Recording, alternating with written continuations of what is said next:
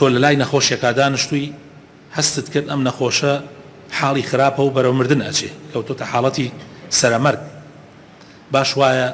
تەلقینی بکەی بە لا إله إلا الله پێغەمبەری خوا صلی الله عليه وسلم لە حەدیثی صحیحە فەرمێ لقنوا موتاكم لا إله إلا الله تەلقینی مردوەکانتان بکەن بە لا إله إلا الله ئیسا ئێمە تەلقین خسمانتە دوای مردن کابرا مردووە ئەمجا ئەڕۆین لەسەر قەبرستان تەلقینی بۆ بکەین بەس خۆی ئەو تەلقینە مهمە کە لەو کاتە بۆ یەکرێ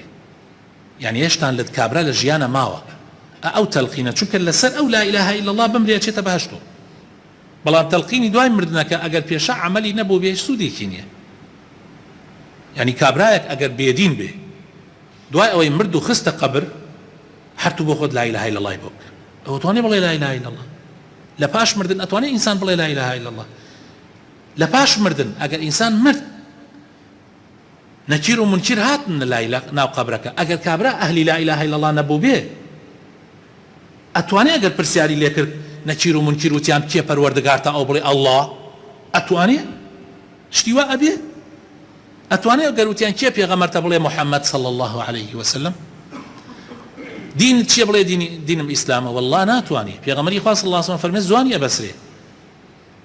کێ ئەتوانی ئەوەی کە پێشە لەسەر لا إله إلا الله مردبێ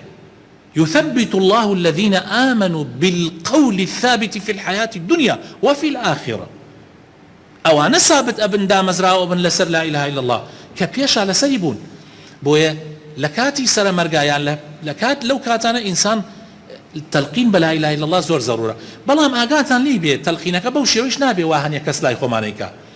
کابرا نەخۆشە تۆزێ یان حاڵی تۆزێ خراپە لەسەر جێگا سەیرەکەی زەلامێ دێ فڵانە کەس بڵێ لا إله إلا الله فڵانە کەس بڵێ لا إله إلا الله یعنی کابرا ترسێنێ یعنی کابرا ها خەریکە ئەمری ئەوە تەلقین نییە تەلقین وا نابێ تەلقین وا ئەبێ کە کابرا تۆ لایە دانیشتووی ذکر بکەی ها پیاوێکی ئەختیاری بەتەمەن تۆ لە سیارەیەکی پاسا سوارە بی ئەڕۆی بۆ سلێمانی حەجارێن جارن ناو ئینەکە ذکرێکەکە نییە تۆش وریە ئاکاتەوە ئەڵێ لا إله إلا الله هەلە خۆتۆ نییە ئیتر تۆش ئەکەوێتە بیرت تۆ کە لەلای ئەو پیاوە دانیشتووی لا إله إلا الله بخەرە بیری ذکر خوا بخەرە بیری بەوتنی بەدەم ها تۆ زێدەنگ بەرز کەرەوە ئەو گوێی لێبێ ئیتر ئەکەوێتە بیری ئەوە تەلقینە بە لا إله إلا الله